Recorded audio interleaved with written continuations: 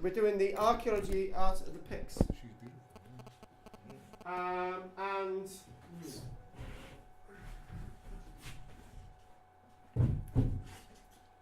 we're going to start off with saying that the one thing that we do know about the Picts from the Picts themselves is that they were probably not painted people. In the art of the Picts,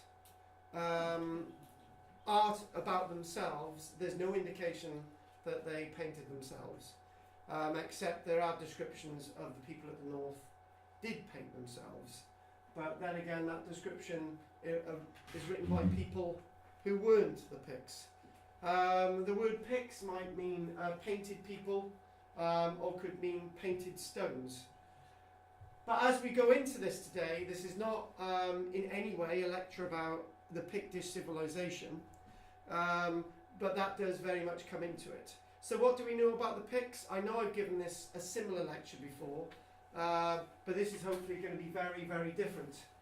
And we can really focus in that the Picts have a rightful place within the art forms of this planet.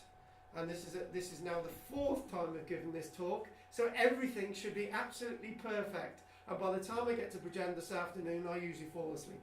So, again, we're showing somebody with red hair, we're showing somebody with either paint or inscribed tattoos or whatever, but as an image, this may be correct or completely incorrect. Whenever we see people from the north, we always see them as being painted. In all the Hollywood films, they're always portrayed as being painted, the painted people. But today, we can get away with looking at anything like that because we're looking at the art itself, the art form itself. Now, a bit of politics straight away. This isn't a great photograph because I really couldn't get a decent photograph of this. But this stone itself is one of a number of Pictish stones that are in the middle of fields in Scotland, and they are so rightly protected. This itself is over 5 meters in height, is completely in complete relief, i.e. When you're carving in relief, instead of being incised into the rock, you're basically more or less inscribing out on the rock. So we'll look at that in a short while. 3 things I want you to write down straight away is type 1 Pictish stones, if anyone's taking this down, nobody is. Type 2 Pictish stones and type 3 Pictish stones. Type 1 Pictish stones are stones that have usually got Ogham script on them, and also the pictograms, okay? Pictish as well. Pictograms. They've got almost regular characters on them. And then we're going to lead to the word alphabet. So that's basically on the first form of Pictish stones. They date from about the 5 to the 600s. Some say more that way, and some say a lot earlier. But we won't do the lot earlier bit, but I mention it in an article, so you get a bit of an unbiased view there. The second type of Pictish stones, these are in relief. The former are inscribed, the next type of Pictish stones are in relief. And these portray both Pictish symbolism and Christian symbolism. So that's basically from the 600-700s. And then you've got another form of Pictish stones that are from about the 800s to 900s that have no Pictish set symbols on them at all. Now this is important. Immediately you see Ogham, and you see the Pictish symbolism on type 1, which are inscribed, and then in relief in type 2, you just get Pictish imagery in relief, and there's no Ogham at all. Ogham, it ceased to be used, and that's a clue telling us straight away that the pictograms are in fact an alphabet. Why do I come to that conclusion? Lots of people come to that conclusion. But there's a standard set of imagery across all these Pictish stones. There's the crescent moon, there's the two circles with the Z rod, there's the comb, there's the mirror. All have different ways of turning into a set letter, a vowel, a consonant, or a word, as you would see with the ancient Egyptians with our cartouches. This is a really important way of transmitting who you are and who your people are. And the reason why we're avoiding saying that Ogham is earlier than it should be, or maybe it is, tells us that there was another language in Britain at the same time as the Romans, which by any archaeologist's stroke of imagination is dangerous talk, because obviously before the Romans there was never any form of writing, nothing was written down in Britain, and nothing else was written down in Britain other than Latin at the time of the Romans. I don't believe that, but we won't go into that today. Now we're looking at this. This is type 2 Pictish carvings, so immediately we know the date, 600-700s. It's in relief. You've got a beastly figure there, and you've got a person with his head just about to be bitten off, or he's putting his head into the jaws of the beast. But one thing that is really important is forget the nose, forget the way they're portraying their hair. Notice their chins. And one or two images today, you'll immediately say, that's not Pictish, that's ancient Egyptian.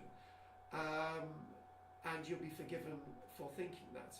Because lots of forms of carving across Scotland dictate other cultures, even those cultures had nothing to do with the Picts at all. So even though they're similar, there's thousands of years apart and there's thousands of miles distance between these cultures. But they're stones, they're inscribing or carving in relief similar portrayals of people.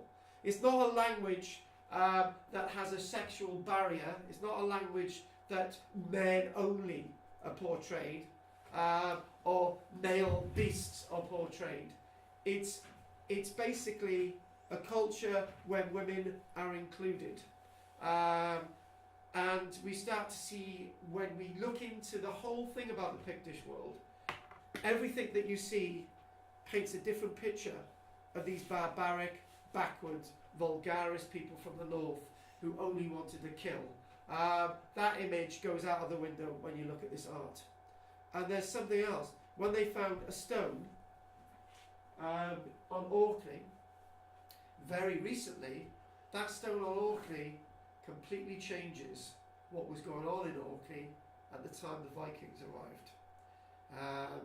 There's a third theory to what was happening when the Vikings arrived, and it wasn't mass annihilation that I used to go for. Now, we've already done the fish test. This isn't a Monty Python sketch. Fishy, fishy, fishy fish. This is a salmon. And they love their salmon. Some say it's a deep ocean cod, but this is a salmon, and this is again one of the symbols of the Pictish alphabet. Now, there are up to 30 to 60 varieties of different symbols being used across the Pictish world. But then again, that's not many at all. Our language has 26 characters. It is 26, isn't it? And Japanese and Chinese have hundreds and thousands of characters. And when you go to school in China and Japan, they've got to learn those characters, don't they, Dennis? Yeah. And they know them all. We do. Well, most of them, yeah. But the point is there's not many characters at all, really. Not many at all. If you can learn all these characters, you get a key to the Pictish language. But there's one problem. It's not the same key we would use. A, E, I, O, U, A, B, C, D, E, F, G, or whatever. It's almost as if it's cartouche-like. The way the fish is formed might be the difference between saying this is the word for Eric, or this is the word for walking across the street. And there are, when I was looking into this a little bit deeper, I started to think there are a few similarities with Latin, which may sound absolutely nuts. A fish and Latin script, but you'll understand what I'm talking about when we go through it. So it's highly graphic, and it's highly illustrative of this wonderful Pictish civilization, and it's unique in the way they are transmitting themselves. And then we go to Scotland today, and very little of what we see is Pictish survived in any way, shape or form, other than their carved stones. Yes. And type 1 stones, they're not hewn. They're basically off the face of the stone, undressed, and they're carved straight into it. Type 2 and 3 stones are dressed stones. And some are so beautifully dressed you try to work out how it was being done. So there you go.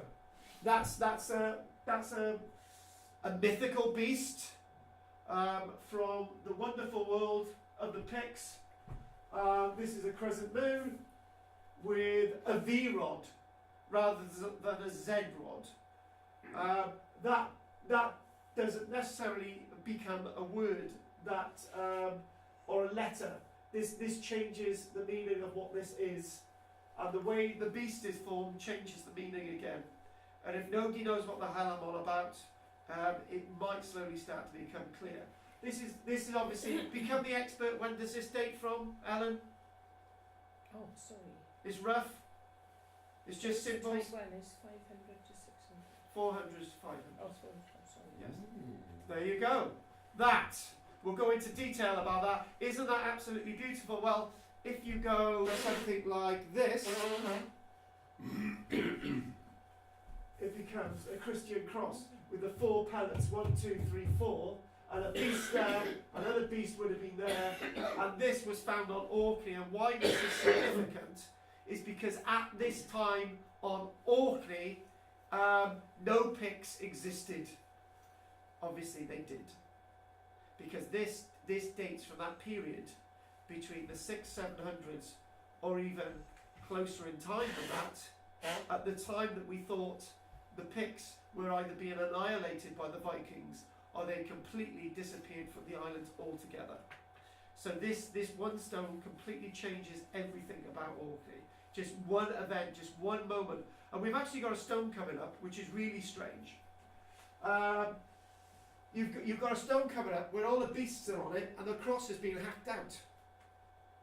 Strange. Because you've got pagan, you've got Christian, and surely Christianity is the one that rules out overall. But on one, you've just got the cross completely picked out and the wonderful beast is still there.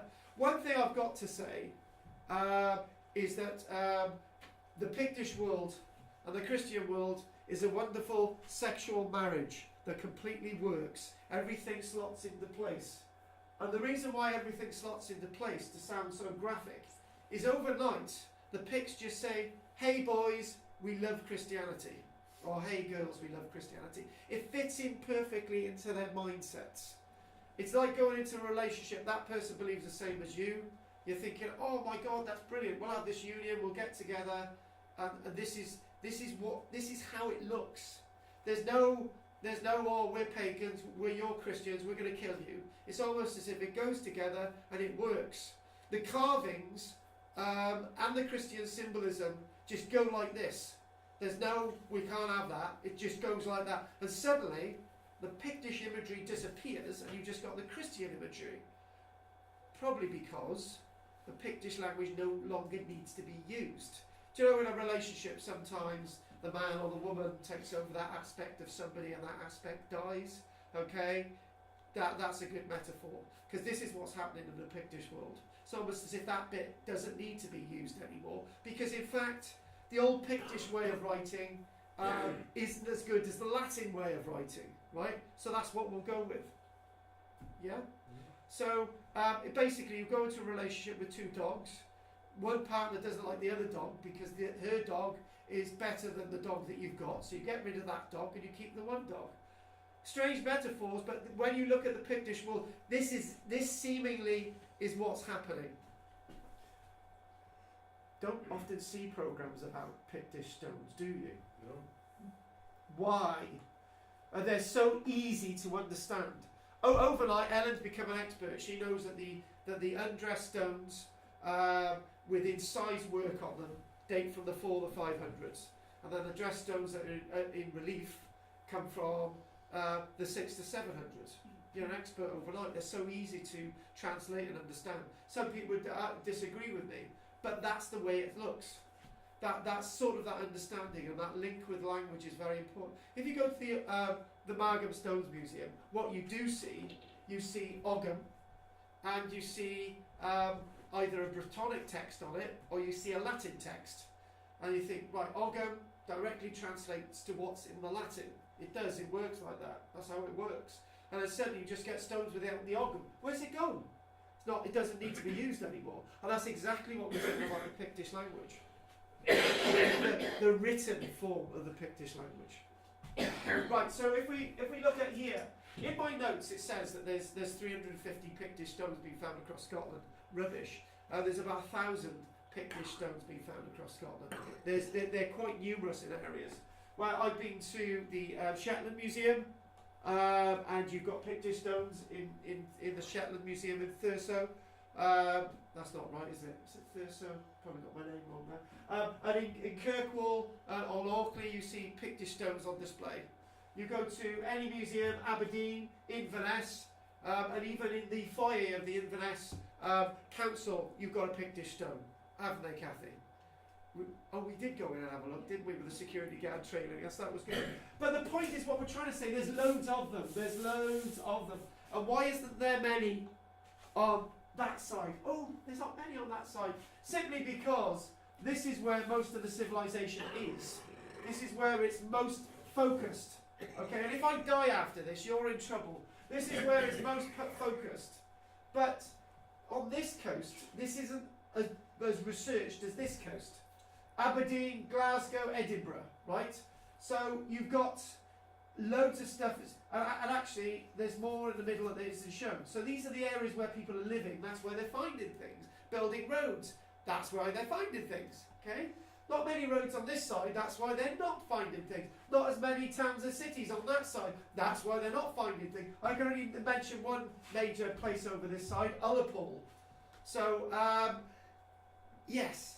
There are probably loads on that side, loads of them, but they haven't been found yet.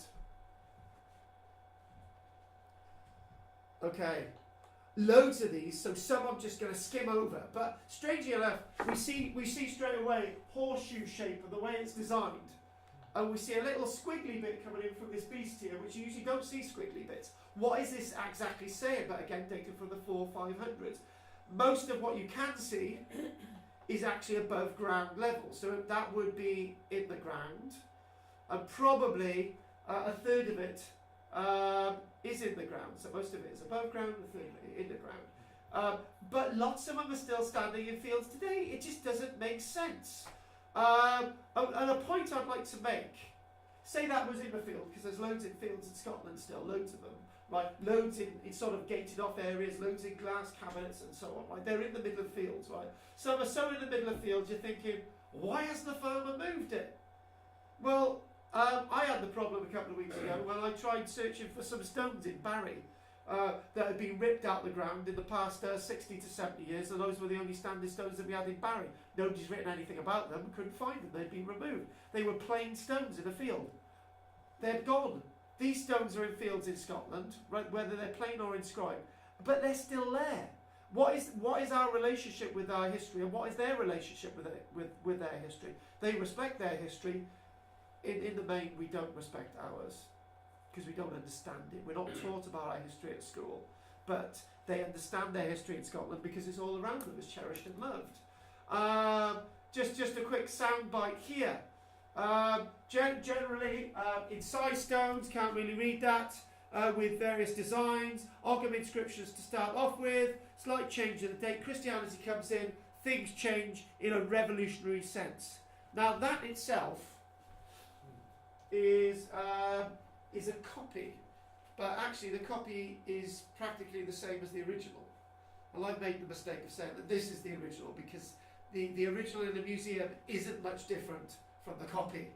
In fact, the person who carved the copy was so good that they got absolutely everything in it. You put the two alongside each other. That's in the field today, and away from and into another slant, storytelling. Wonderful Ellen, right? And the power of storytelling. The power of storytelling is to tell people about your culture, your identity, who you are, where you are in the world. The stories tell us where you are in the world, within that plane, within the acting set, okay? And within the Pictish world, they leave this behind. They show us. So we can't really work out what that is. It might mean that this memorial is to so-and-so, because there's one set symbolism above there with the Z rod. There's another set of symbolism, another set of symbolism. That could mean, I don't know, this it relates to King Arthur, the only unidentified Arthur of Scotland. I don't know. We haven't been able to transcribe it at all. So much effort has gone into transcribing cuneiform, linear A, linear B, into hieroglyphics and all the rest of it, that the same people who are studying that stuff in foreign countries have completely forgotten that they've got their own language on their doorstep, which they haven't studied. What is wrong with people? Do you know, Leonard Cottrell wrote in the 1950s, it was a book on Rome. I can't remember the exact title, but he wrote in that book, he said, why do we need to look abroad when we've got a wealth of information on our doorstep? And he was writing about the Romans in Britain, and he was so right.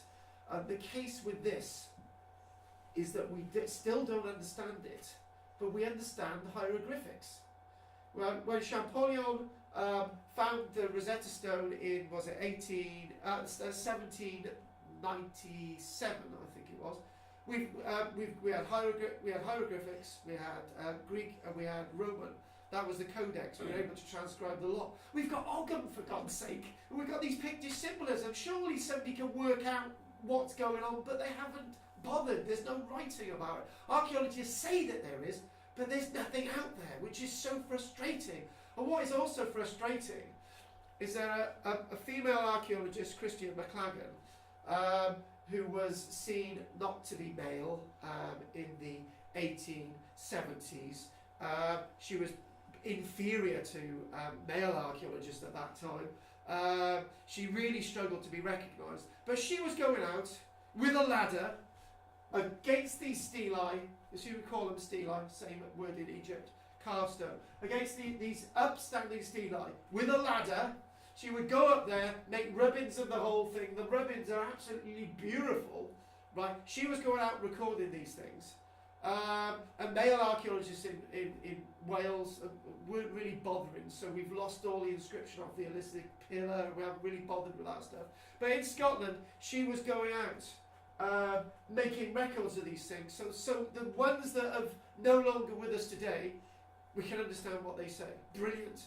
But in lots of cases, in our own landscape, we just couldn't be asked. This inferior, silly little woman making these records in Scotland, why bother? But her work itself is so important to understanding the fabric of Pictish art that she needs to be given a better place in history. And she isn't given a better place in history. We always talk about these wonderful archaeologists and antiquarians, but female archaeologists we don't talk enough about, and some of them are revolutionary in what they're looking at.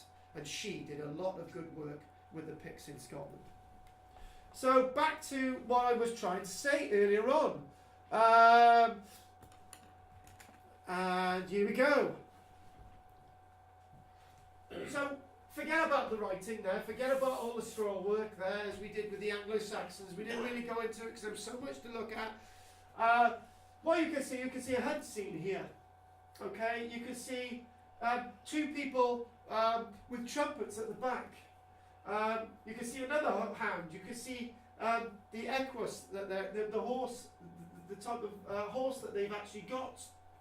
Some hounds and whatever. You've got a bit of a deer down there. You get an idea of the spears and stuff. Music and so on. You've got it all there. That's a nice little story.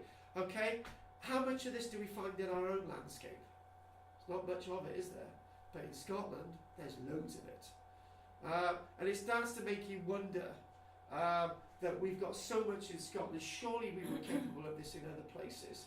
But we've lost lots of it in other places because lots of the antiquarians just didn't bother recording it at all. These stones that I was looking for in Barry, in the 1950s and 60s, these stones were still standing. There's not a single reference from any of the local archaeologists or antiquarians about them at all. Now they're gone, I don't even know what they were about.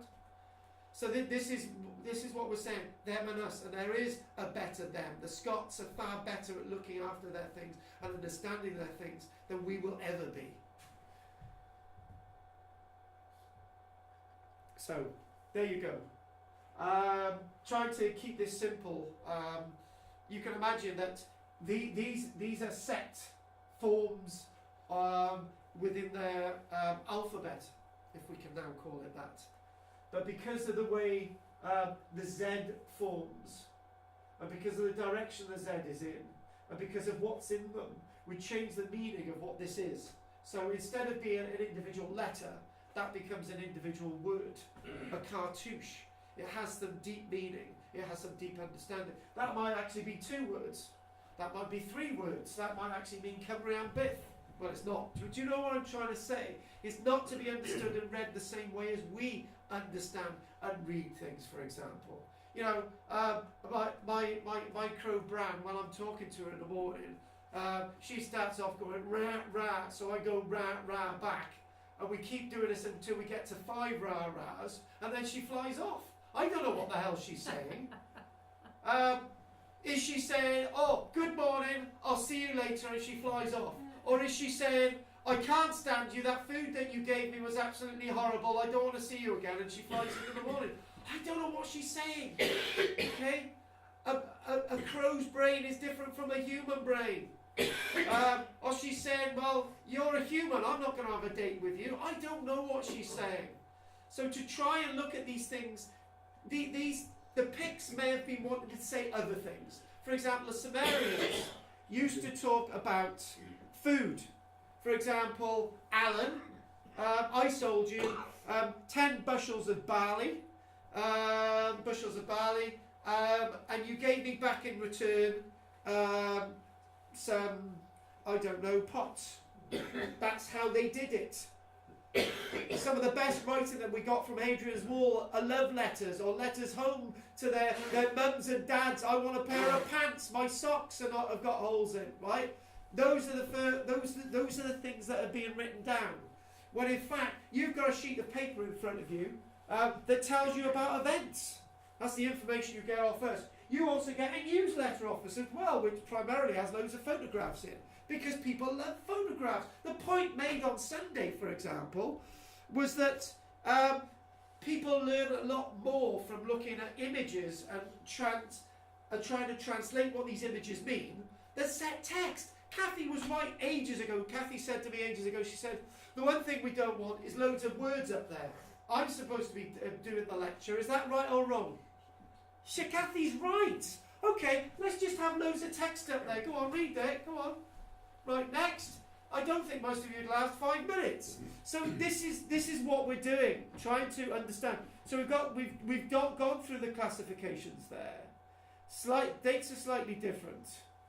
But there is one thing that I need to point out here, which is rather interesting. This guy's name up here, John Romilly Allen, 1903. John Romilly Allen was the same guy who was excavating archaeological sites on Friars Point on Barry Island. So he's looking at all this stuff, and very little has actually changed from what Alan was actually saying. Okay? Some people say that what I'm saying today is too simplistic, but the fact of the matter is you've got to start somewhere. And very little of research properly in the depths of what I can work out has really been done on these Pictish stones since the 1900s. Do you know what? There was, when I was doing my master's degree, I think there was one person studying Pictish stones, right? Well, they may have been studying Pictish stones, but were they actually going into the nuts and bolts of it? Were they actually going to tell us what these things actually mean? What really do they mean? But when you start to go through these things, some of the clues of what they mean might be representative by what's below. Okay, we've got a very faded scene down below. Okay, this is very faded scene down below. You've got a couple of trumpeters, you've got a horse riding along, and that might be telling you what's down there. And then if you can work out that, then that could give you another understanding of what all the language is about. I'm going to quickly go through a few of these. Obviously a very rough one. 3 sets of symbolism. That might be a name. That might relate to somebody is buried here, but very few of them relate to burials. And this is the one that was in the field. The one that was in the field, okay, some of the carving is a little bit better, okay, in the sense that, that's a bad word, some of the carving is a bit fresher, but other than that, it's exactly the same. This is the one in the museum now, because it was getting a bit flaky.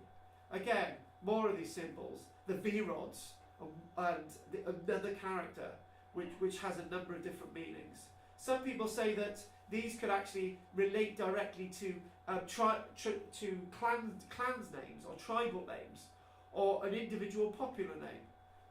Again, Arthur, but I'm not saying Arthur wouldn't be a word that the Picts would have used, but that gives us an idea. And look at that there, just a stone with a boar on it. Is that a stone with just a boar on it? Or in fact, the way it's actually formed might actually be a badge, a name badge. Okay, I've got Archaeology Cymru on here. I could have AC, or I could have just a blank space. But that blank space says Archaeology Cymru, but there's no writing on it. That's what we're saying. And these beautiful beasts, so they like their salmon, they like their birds of prey, they like their boars. There's a few other animals that they actually use, but these are set symbols that they use over and over and over again all the way across Scotland. So this is why lots of people say it's got to be an alphabet. It's got to mean something. They don't suddenly chuck in a hedgehog. You don't find hedgehogs. Are these creatures regional, or are they just scattered willy-nilly? Scattered willy-nilly, yeah. So it's not just tribal or clan? No, it's not. What I'm trying to say is that whether you've got a pig over there or whether you've got a pig over there, you've still got to have the same meaning for what a pig is. So a pig might mean this is a boundary. Or as somebody mentioned, in fact, lots of these repeat themselves so much that you start to maybe think they're actually advertising a service. And the best example of that is in Pompeii, right? So what does 2 feet mean carved into the marble? Pardon? Standing. What does I'm going to be really graphic. What does a carved penis mean pointing in that direction? A brothel. What do grapes represent? A vineyard, or basically you might have a house to drink wine in, for example. Yeah. Or you might get some bushels of barley, right, just up there. So that's where you get your bread. You know. So if we start to think like that, we start to understand again what's going on. They would have had wooden signs for simple stuff if that was all it was, wouldn't they? We don't know. Remember, the idea of permanence might be in wood. The idea of a temporary thing might be in stone. I know that sounds completely strange, but to some people, to have an active memorial is to be cremated, for example. Some people say that an active memorial is to be buried. It doesn't matter what material it's made out of and carved out of. Again, we get to a bit more to the nitty gritty of it. So we've got a mirror, we get a comb, we got a Z rod, we get a bit of a beast at the top. This is in size. This is an early form from about the 500s. We get these wonderful mirror cases as well. Again, these mirror cases alter. Set mirror cases, set combs, set mythical beast, set Z-rod. It's sort of quite dominant. And you can look at something like that, and if you're looking at something like that, what's that saying? Hot air balloon. What's that? Hot air balloon. It's too big. You got a comb there. You've got some wavy lines, you get a mirror.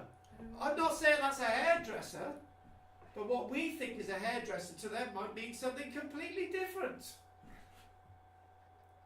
Again, these wonderful combs as they sort of evolve through here, as they go all the way through. Different types of combs. Combs, again, having different meanings. So, as with Latin, you put a different letter on the end. The word has a completely different meaning. But in the English language, it's quite straightforward. As something alters, no, it's not, is it? No. No, it's not. Well, in the English language, lead and lead is exactly the same word. Yeah, but it's meant to be quite straightforward.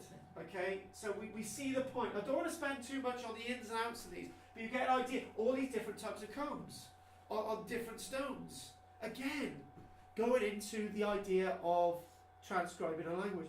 The idea of a horseshoe, or is this a rainbow? What are we exactly looking at? These might have different meanings from location to locality, different dialect, for example. Again, another weird one, the notched rectangular designs. In some areas, you might have this on one stone, and over there you might have this on another stone, meaning something completely different, with the Z through it as well.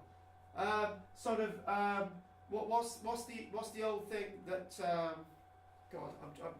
Kathy, help me out on this. So if you add something to a letter, it means this. Go on.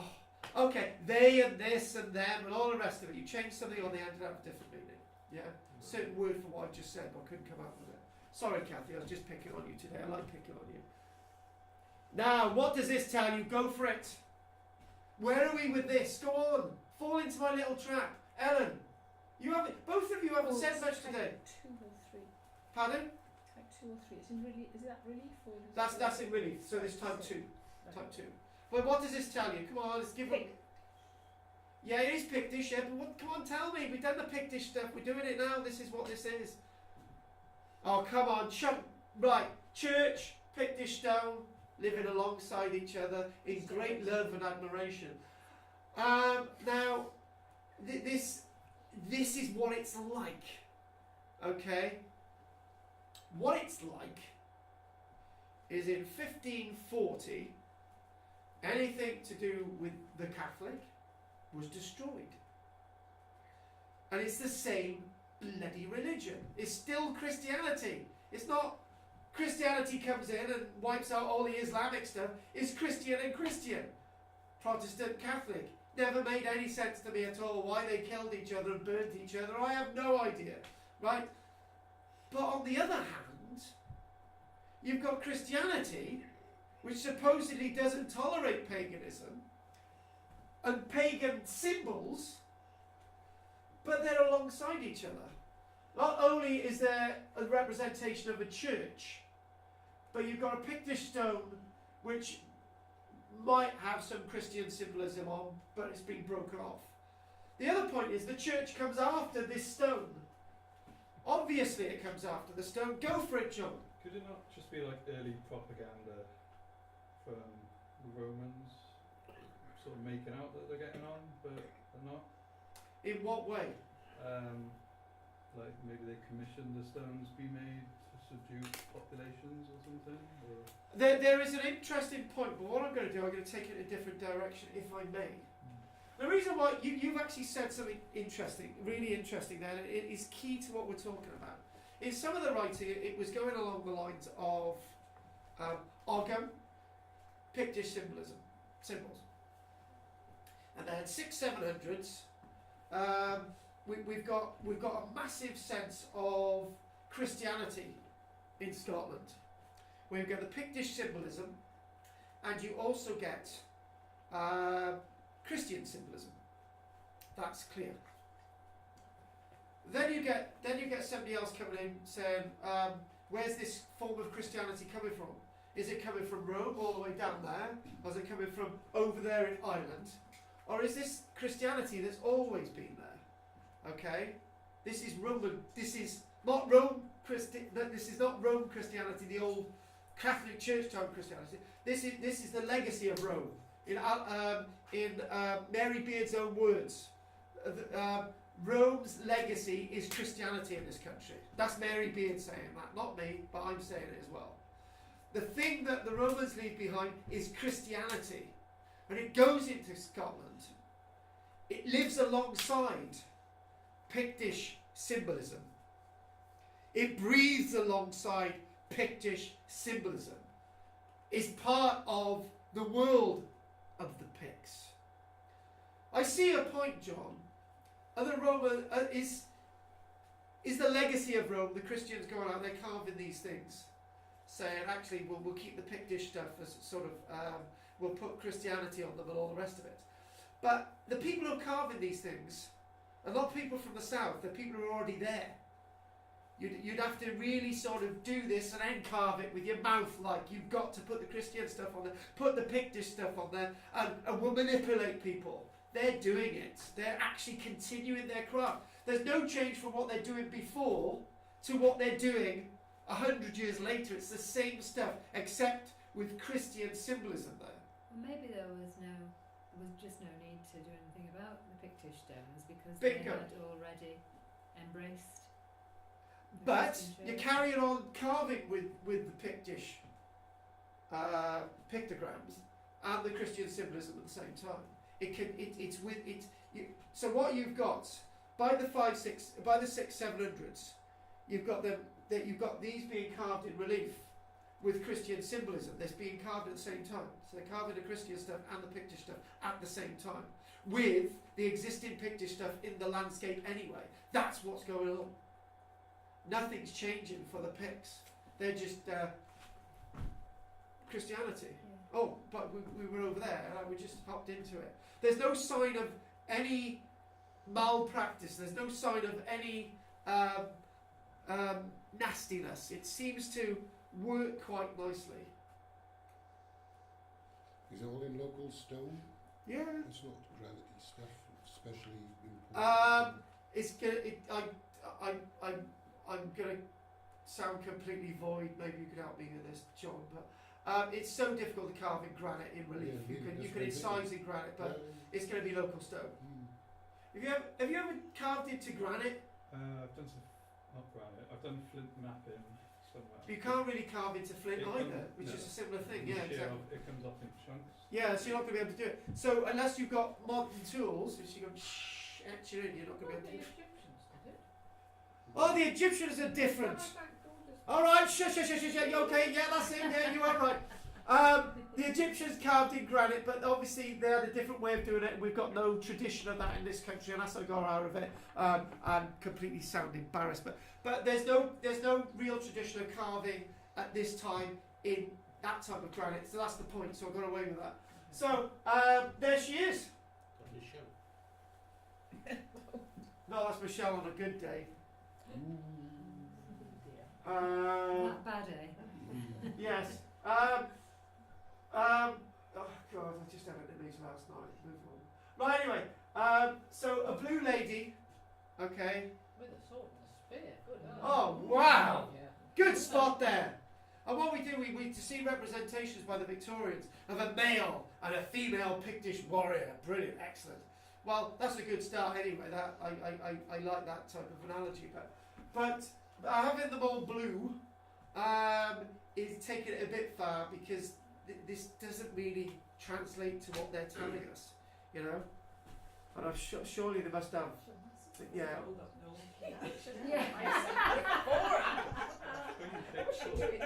It is a strange shaped sword. It's not the type of, yeah, exactly. It's not the type of sword a Pict would have. But I'm not going to say about the top half of the woman, but they're not big, are they?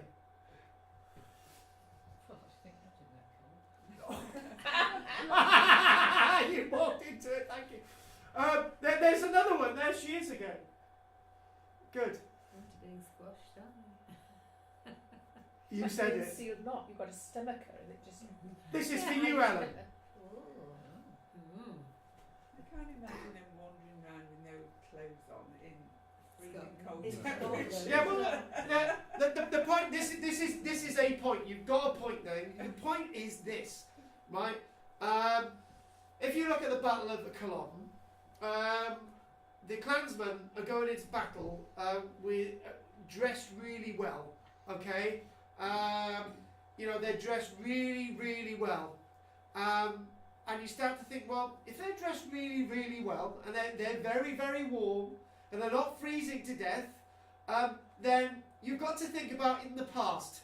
In the past, with similar weather conditions, not much of a change in temperature than it is today, they had very cold conditions, and in Scotland, so it's even colder. Kathy's been to Scotland with me a few times, and it gets very, very cold. You're going to be really dressed up warm. So any images like this, okay, a warrior with tattoos, right? What? Fighting in the freezing cold? I don't think so. But the Romans mostly get their soldiers out in the summer. So they wouldn't Yeah, be war in battles were very organised. You know, we start at 8 o'clock in the morning. It was literally. Yeah, right, then. So what we're going to do, we're going to go out and we're going to sort of fight in the war. Yeah. Moving on. But look at this. This is the type of Mary McLagan carving. Not carving. This is a type of Mary McLagan rubbing, because she had a special technique for rubbing, and nobody's been able to work it out. And you take the rubbing up against it. Christ, it's exactly the same. It's almost as if she took a sort of black and white photograph. So Especially if it's in relief, you couldn't. she, I don't know. We don't know how she did it, Kathy. We're not even going there. We've got the book, and she's got all these beautiful things in it, and we're thinking, how? So what we've got there, we've got. Can you enlarge it a bit, Carl? I can't really see. Oh, there we are. Oh yes. So there we go.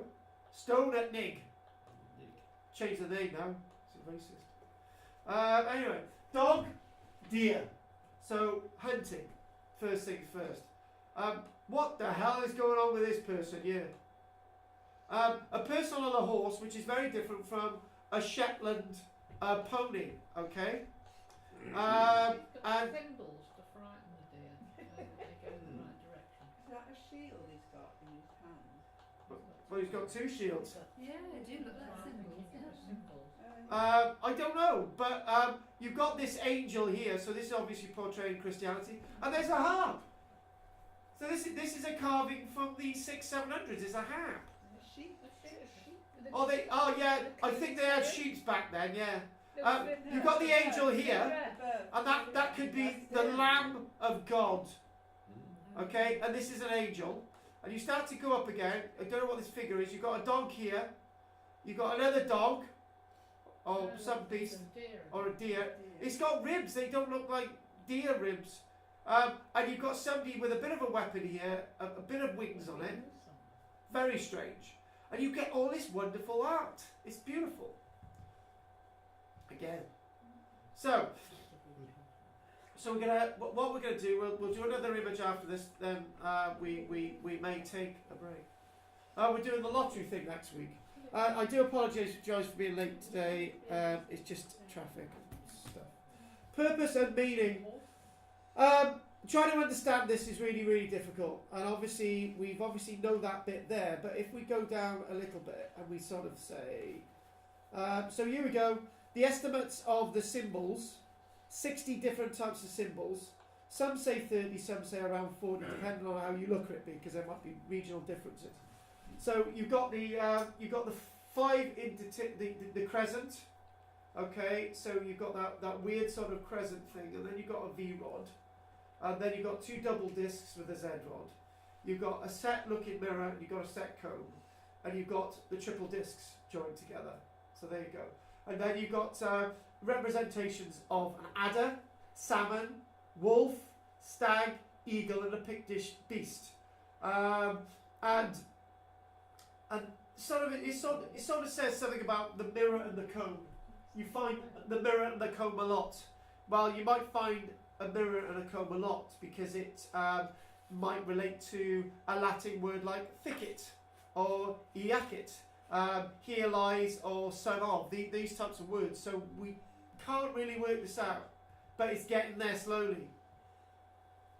And Well, probably the comb and the mirror was to show it was a warrior because of him doing this all the time. Could it be like? did I ask for that, Daniel? Could that? Would No, they I be, don't think I did. Go on. Would they be considered like quite? But posh items to have, it means that the stature would be higher, but because like combs and mirrors and things, I would imagine they work quite a lot. You've risen me to the moment, and you know what I'm going to say, people. Oh, I don't like that. I don't like this having set things to mean status for people. that's the word. I don't like that, as you know, because, for example, goes back to that old thing. They find an anvil, a hammer, a blacksmithing tools in a grave of a woman, and the archaeologists immediately say that they must have belonged to a dad. So, by finding these set things carved, do not necessarily mean to say that they're directly linked with status. They could mean something very, very different. And these carvings, as we've already found, in the main do not relate to burials. They might relate to a community. They might relate to distances along a route, for example. Stones in the middle of nowhere, they've got to be in the middle of nowhere for some reason, not just because they're there, because they're there. So, just because you've got a comb and you've got a mirror doesn't mean to say that they're set symbolisms of status. Or they relate to a bloke, they could equally relate to a hermaphrodite or a woman. We don't know. This is the problem. And this is a very interesting stone, right? This is on the reverse, and that's the obverse, the front. Very interesting.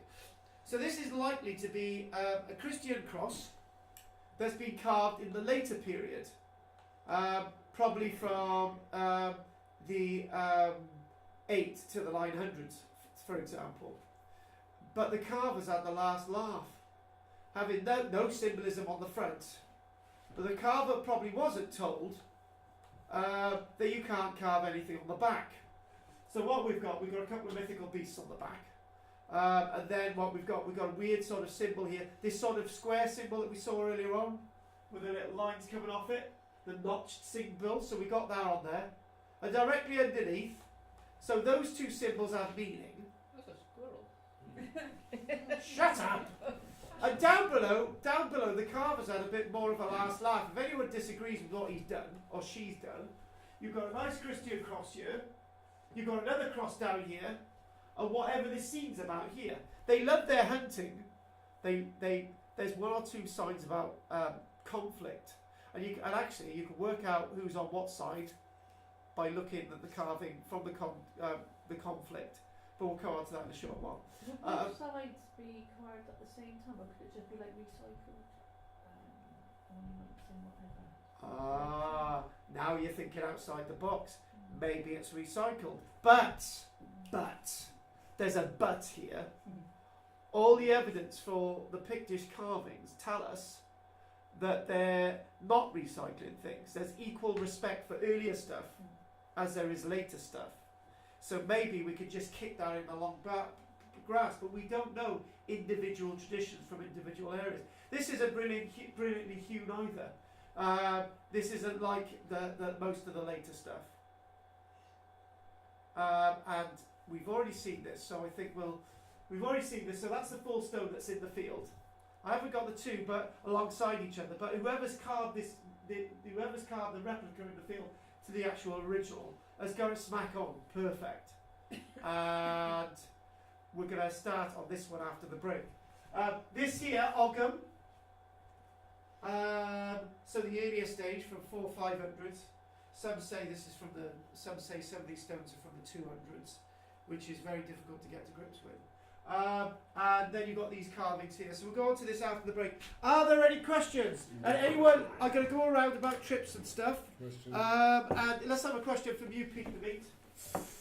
Found in what are now fields, any sign of settlement in that area? What are now fields might not just have been fields before. Very difficult question. With all my research, there's been very little written about the settlements, but some are found associated with the settlements, so that's the answer to that one. So I'm going to say, right, last week I got you before most of you this week. So what time has everybody got till? What, last week? No, you weren't keeping it up, coming on time. I've got to go at 12:30. Right, okay, so can most of you stay until 22? Yeah, no longer. Stick that through.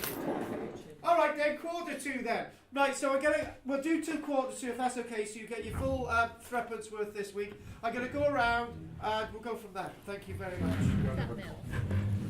Last bit. So, there you go. And we're really getting what I'm saying now, because you've got all the of them there. You've got these I'm using different words. I'm using the word character, I'm using text, I'm using pictograms, whatever way you want to describe this. And then suddenly, in the year 600, 601, maybe 14th of September, 1230, they stop using Ogham text. That's because the existing images are portraying what they need to portray. They have got the power and gravitas to give the message. And that's why for another 200 years and a little bit after, it's the way of describing. Are we talking about events? Are we talking about agriculture? We don't know. But they're not associated just with burials, they're associated with so many different things. Again, going back to the earlier form, you've got eagles and so on. People have just not looked beyond what the carvings are about. Yeah? I know you want to. Oh, Stop doing it so fast. Well, And then magnify it. if I do that, we're never going to get through this. It's alright, we've got all the afternoon. There you go. Beautiful. Oh, yes. Again, ancient Egyptian cartouche, like, yes, exactly, you're getting it. This is what we're saying. And what, again, just gentle things, earlier ones here, they're just markers. It could say this way to somewhere. Notice there's nothing in here. This might be a simple word, a simple name, and just bring on this one. I don't care about what's on the rest of the stone. Just bring it on, and that is what I'm bringing on there. Square shield there, but you've got these long shields. These look very much like they're Norman. Look at the headgear, the pointed chin. We're going to look at one that you're going to think that's Sumerian, but it's not. It's a beard. It's not a chariot, is it? No, it's a chin with a beard. Yeah, And chin it with a beard. can't be a shield at the front. What a But it could. But if you look, You've got a spear and a but you do have square shields coming up. This is why I've said that. But look at this. You've got at the bottom. These are cattle, so you've got oxen at the bottom of some description, and you're going up again. Look at what you've got. This decorated. This here is telling you what this is about. Oh, it's a head with a beak. Yes. Forward. So this is what this is telling you. It's, and also, okay, either this is a shield, because you see something like this later No, on, it's a Christmas tree in a or pot. I was just Yeah. about to say that. Yeah. That you get a tree described, you got a plant or something. Okay, Christmas tree, Santa Claus. But he didn't have a red cake then, that was Coca-Cola in the 1920s, he had a green one. I know Lynn believes in Santa Claus, so don't spoil it for him. What? I met him. Did you ever sit on my lap? We all believe in Santa No. Claus and King Arthur. Yeah, but moving on. But look at this. This is again. It doesn't have to be any particular way that these are put on there. But you've got one. Now this a point before we go to the next slide. This without a Z rod, and that with a Z rod. So if you can crack what this is about, you get a good idea what's going on. And there's a slot down there. Why is there a slot? All these questions again. It's like those symbols on the golf course, isn't it? On that map. I was a bit obsessed when I was doing this. Right, moving on. There she is, beautiful. So did the earlier Christians think that they were tombstones and that's why they didn't destroy them? But lots of them weren't tombstones. They were in the wrong areas to be tombstones. They're markers, memorials. Maybe they're about a product or so on. And this is a Shetland pony. A male one. How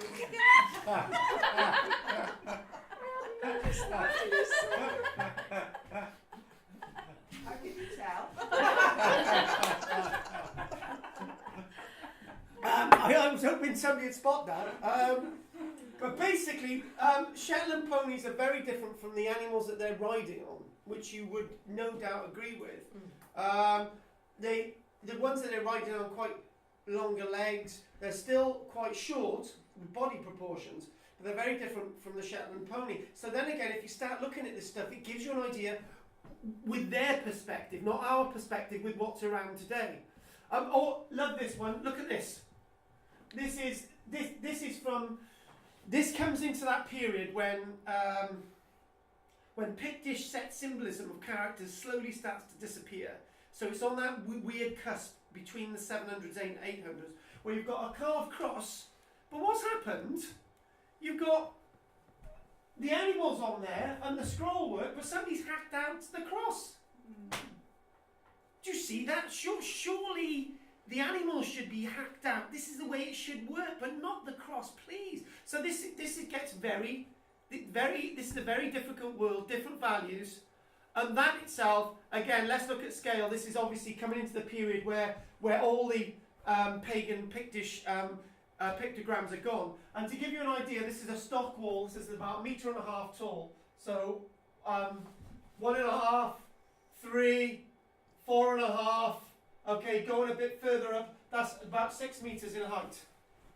Beautiful. And it's there still, it's revered and loved, and that's Christianity in its purest form, as you see in Scotland. But the word purist is wrong, because to the Picts, now this is a good point, back, I've got to write PAX on this, because I'm going to forget this. Your point, John, about the Romans, right? I've sidetracked it, but I brought it in and used it different ways. The idea of the Roman way of civilization, this is a Roman religion. This is Christianity is a cult of Rome. I don't care what anyone says, it's a cult. Mary Beard, it's a cult. Okay, she agrees with me.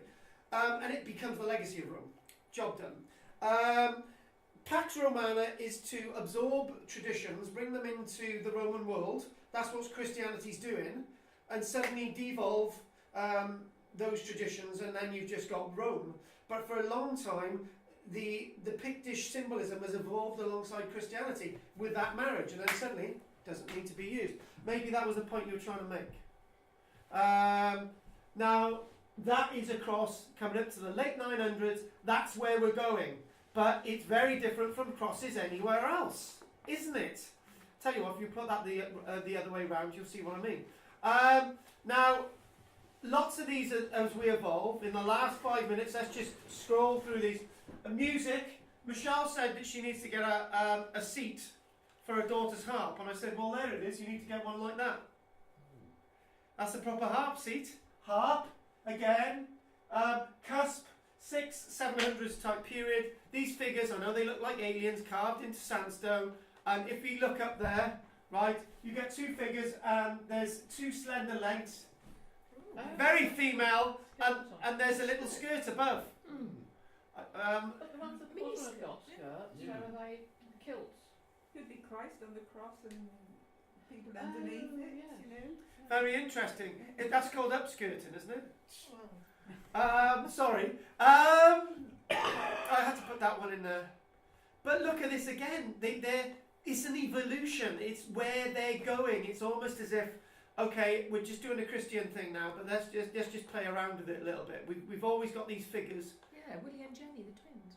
Willie and Jenny, the twins. And who is this figure? Is this Peter? Is this Paul? It doesn't look like it's Jesus. And you've got an angel either side. Peter was crucified upside down, so it's definitely not Peter. And look at this. Rare Pictish stone, and there it is as we go. This was found very recently, 2016. There it is. Beautiful. there it is. And when this is found, this has changed everything really, because of the date range that this comes from. And it comes from 1,300 years ago. Beast, cross, pallets, two there and the other bits off the picture. 1,700 years ago, nobody's living on Orkney, we're told by some archaeologists. There's been a disease, everybody's wiped out. Oh, the Vikings are arriving on Orkney. Why are they still carving things if they're all being killed? So the whole arguments start to go... What date is the Bercy Pictish stone?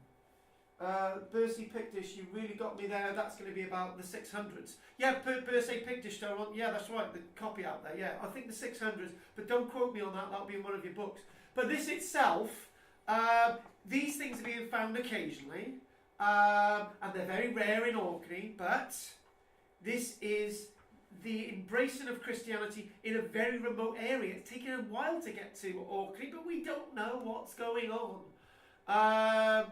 And as we look at this, I wanted to bring you this one, okay? This is really interesting because we can see... all right, Chris, I know you want me to enlarge it. You don't have to do this mind stuff with me all the time. Right, these are Picts riding on a saddle, right? They've got almost headgear there, without headgear. Yeah, there you go. You've got a saddle. You've got You've got reins as well. Right. Yes, you've got range. Yes. Snaffle and And do you know that this guy here is on the other side because this person's riding side saddle. This is the opposition. Different shield. It's a woman. I don't know, but it's somebody else from the other side. They've got a helmet, they've got spears, and they've got bows and arrows. And a nuclear bomb. Look, a warhead. Look, the middle one.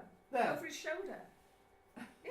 Oh, shut Well, up, that's a those sword. long ones, they fire them But off. you can see again, side saddle there, this is the other side. They're fighting. This is like the Bayard Tapestry. It Do you know is. what? It You look is. at the Bayard Tapestry and they write all the history. Let's do this with the Picts. The information's there. It describes what's going on. Do we know enough about helmets to know who the ones with the nose guard are? It's very... Right, John, that can be your homework for next week. Now, rethinking this as we start to go to 3 o'clock. Not brief. Rethinking Pictish symbols. If it is, my Progen class is finished.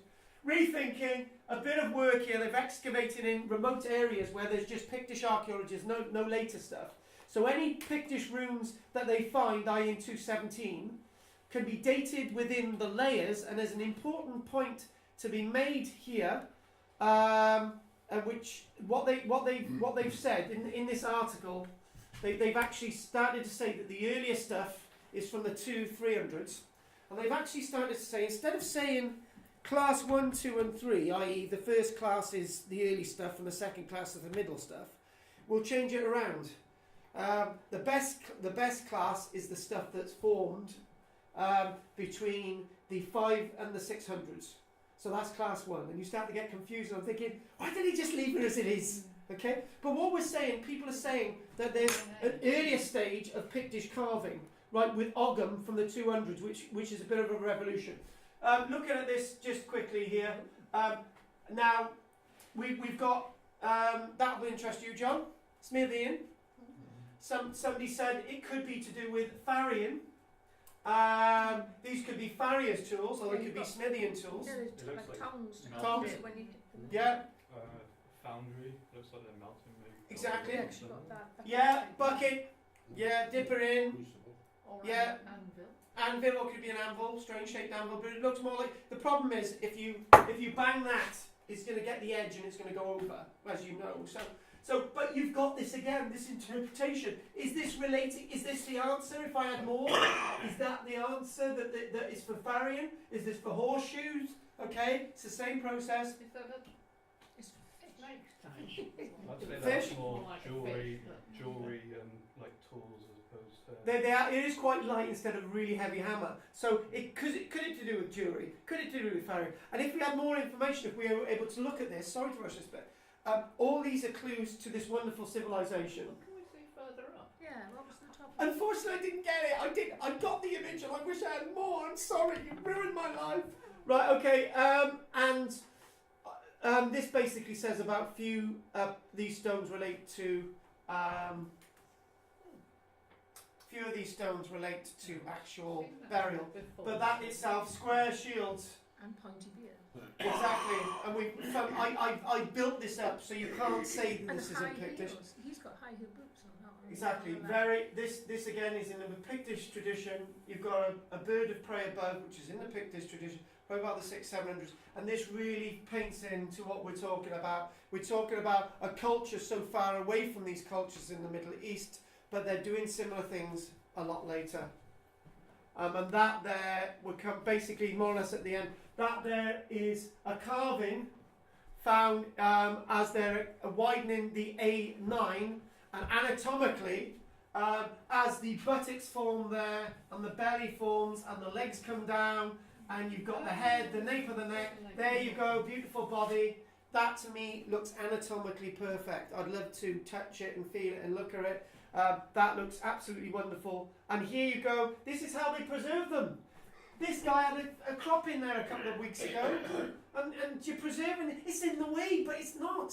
As he's in the field, right? He's got this as a reminder to his or her past. Again, back to this one in the glass cabinet.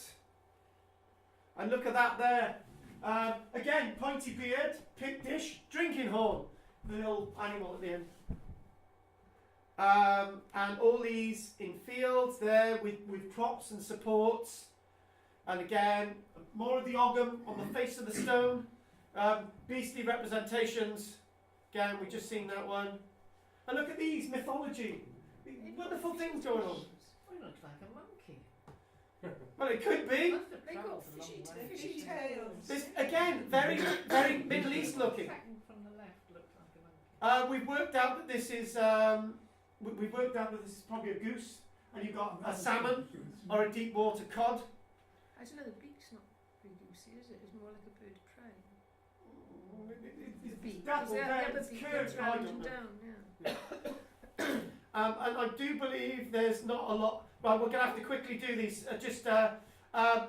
This one was found along a roadside there. This one is describing a massive road working project. They found this.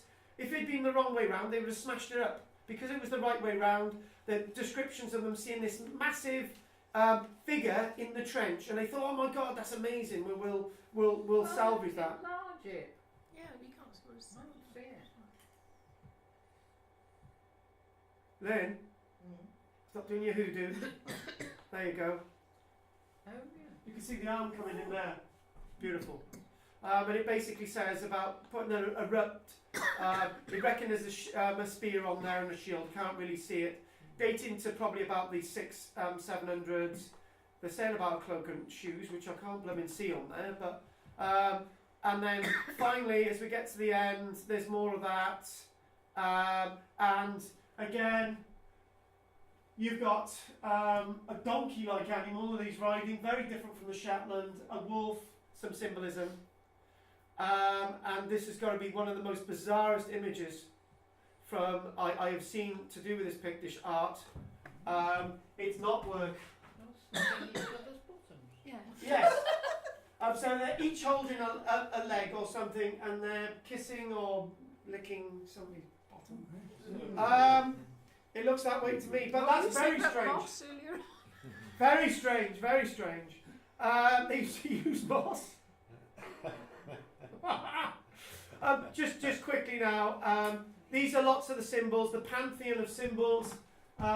This is what we're talking about. We've got a few more on there. So we're adding to that list, we're adding a boar there, which we've seen, a deer, which we haven't seen. We've got a bull, which we haven't seen. These other symbols we haven't seen. There's a triple one right at the end, the last one. You've got a rectangular, like a little book. These are all parts of the characters that we're talking about. And then, again, bird of prey. Again, wasn't sure what this was. Well, Somebody says this was a female salmon rather than a male, because they've got a hook nose. He's catching the fish. And this one is the unusual one. That's probably a Z in in the alphabet of the Picts, because that's really rare. And beautiful servant-like beast there. That one again. So what we're going to do, we're going to end on that image. This is gone. Put it this way, right? I know I was late, but you had an extra 20 minutes today. So any other questions? Have you all enjoyed that lecture today? Yes. Yes? Well, you would have left. A good excuse to join Jane. Are there any questions? Just wondering if we know where that pottery come from. 5 Lane pottery. This is the stuff that is typical from Killeen and Kaiwens. From the clay then. Where just wondering. This has been reduced in colour. So when you're putting it in the fire, it's whatever colour clay, and Right. because you're reducing oxygen in it, the red oxides don't make it red. So it's difficult to work that one out. Right. Yeah. What form was it, please? This is because of the curve on there, it looks like it's a large tankard, like rather than a bowl. It's definitely not a bowl. It's definitely not a bowl. So I need to look at that a bit more. Native or import? That's not imported. It's all probably brought in from further up the coast. Are there any other questions? No. Have any of you actually had your new Archaeology Cymru file for those that are renewed recently? Right, I need to get onto my little rover and ask why you haven't. So, are there... Oh, by the way, if anyone's got a spare first or second class stamp, I'd like to buy her off them. Any other questions? No, if there's no more questions, as you're going out the room, right, have a little look at these pictures on the desk, right?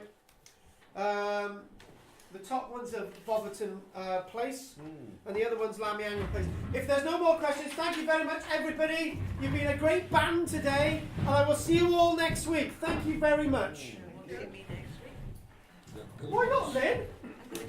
Pillbox? Why do they have to do that to you? I might not be here. Oh, yeah, it is, isn't it? Well, it might be. I can't help it. Buried them, because that's what houses. Well, houses are there. Right, no, I'm sorry, right? We look at that. You two are going to take turns. Yeah. I'm sick of this. All the way, Lynn and it's all. Hang on, you're going off together somewhere on a holiday. No, I'm going on a dentist study day. Oh, so is there one or two in there? 54. So we had Pillbox Devil. Yeah, one, yeah. I'll show you for that. 1905. You sure? Thanks for that. Put that on in a minute. I really appreciate that. Thank you very much. No, it was very important. Oh dear, the sugar is spilling out. I'm going to get it to Eddie. Eddie Thomas. Anyway, Doc, it's great to have you back. Good. It's been wonderful. Wonderbar. Very quiet. Wonderbar. That's a good thing, though.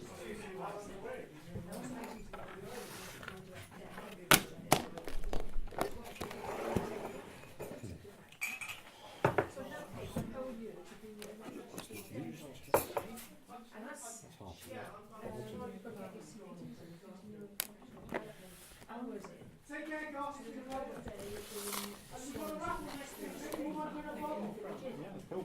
Bye, everybody. I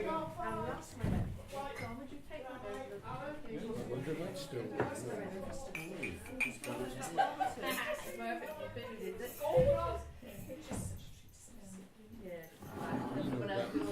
down below looking at them. Yeah, So yeah. Because They're all houses there. There's a office there, and there's that new house. Dennis, you're not allowed to go. You've got to stay here. And is that where the walking distance around the car park? Yeah, go on.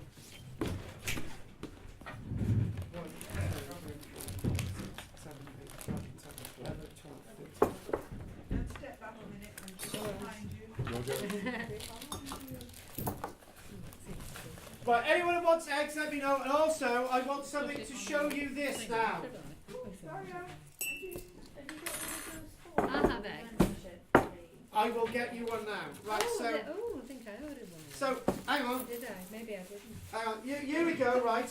I have got this beautiful Archaeology Cymru hoodie, Oh no, I've got one. okay, which says member on it, if anyone's interested in that They today. are nice, I have to say.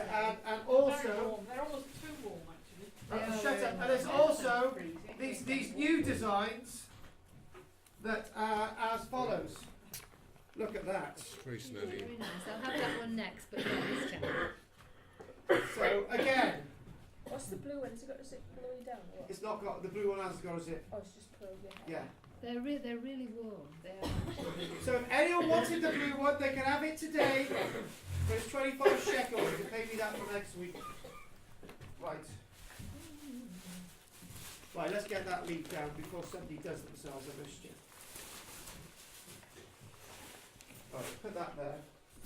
Jane, you want a tea bag? Oh, yeah, please. Thank you. Do you want a tea bag, Carl? Yes, please, if there's a load. Sorry, I've got to, I'm wandering around like a lost arse ant. What is a lost arse ant? I have no idea. It's an ant without an arse.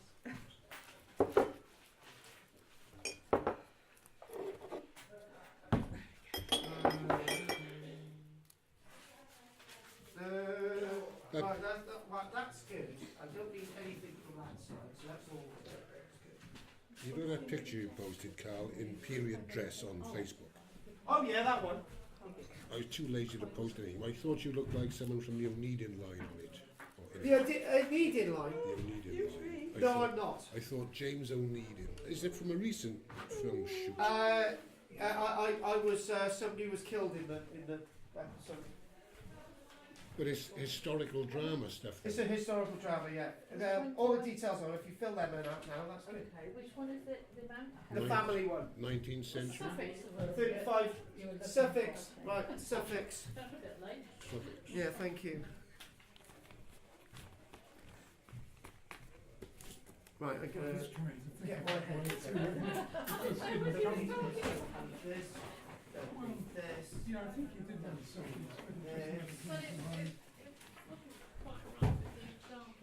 no, that's what I well,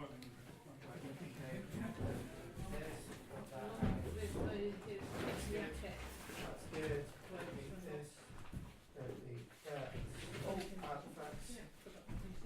Right, that's there. Thank you. Artifacts.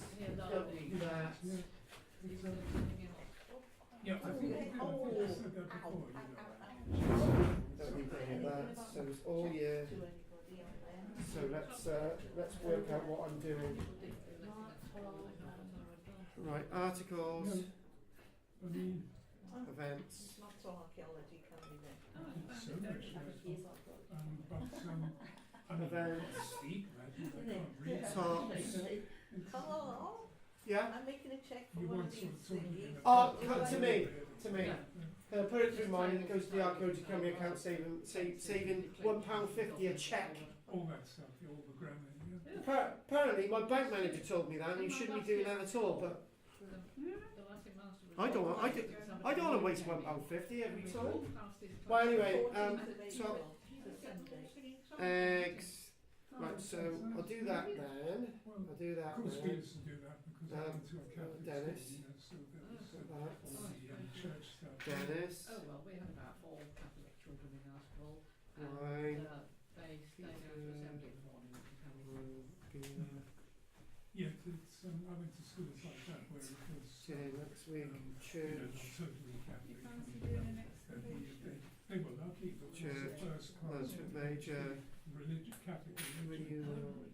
And Well, let's just do that again. Renewal Goth, Church, Lunch Major, Peter, Dennis, there.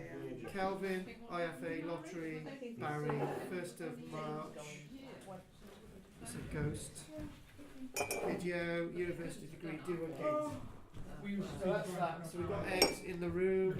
How many? If nobody else, if you've got any left, I'll have 6. But if you've got some left, I'll have.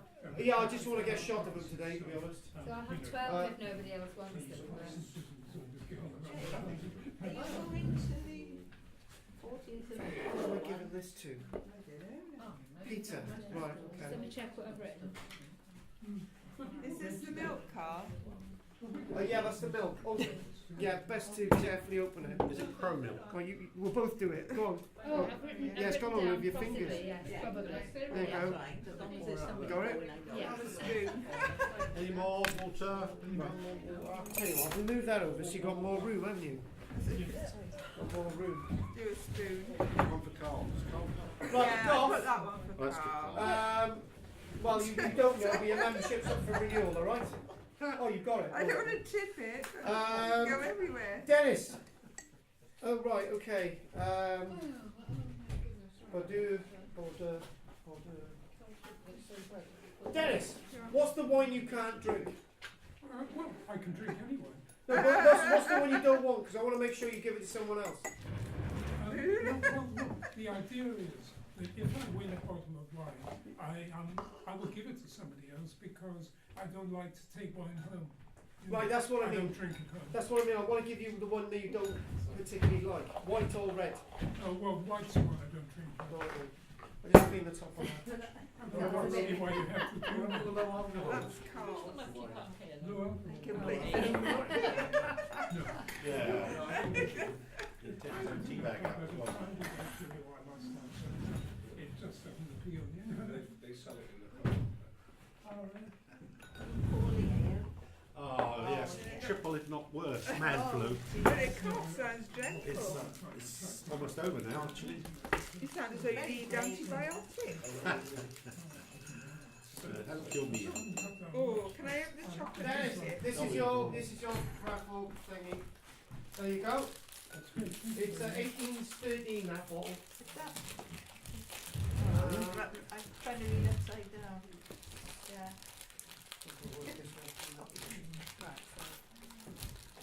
Anyone want a chocolate biscuit? Oh.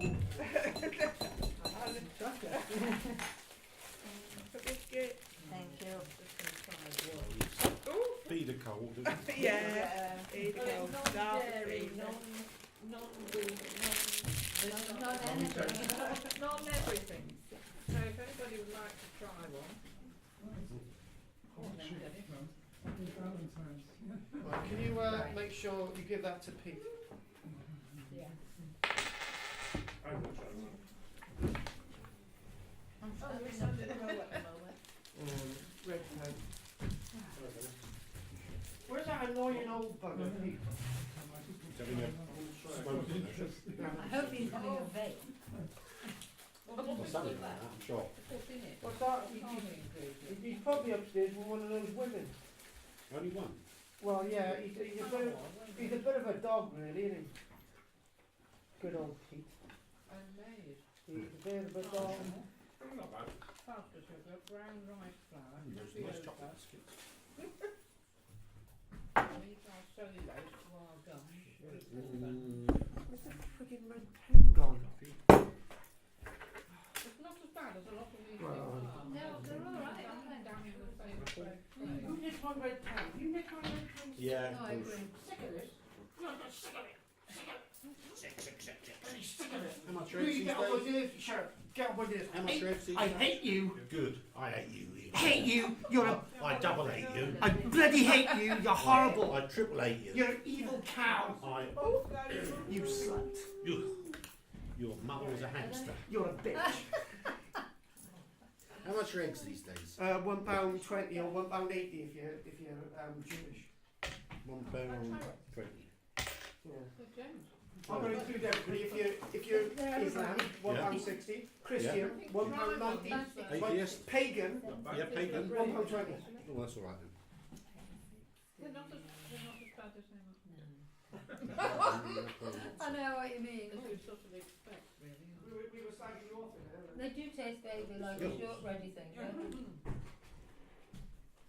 Pete, that's yours, you won that. A good show.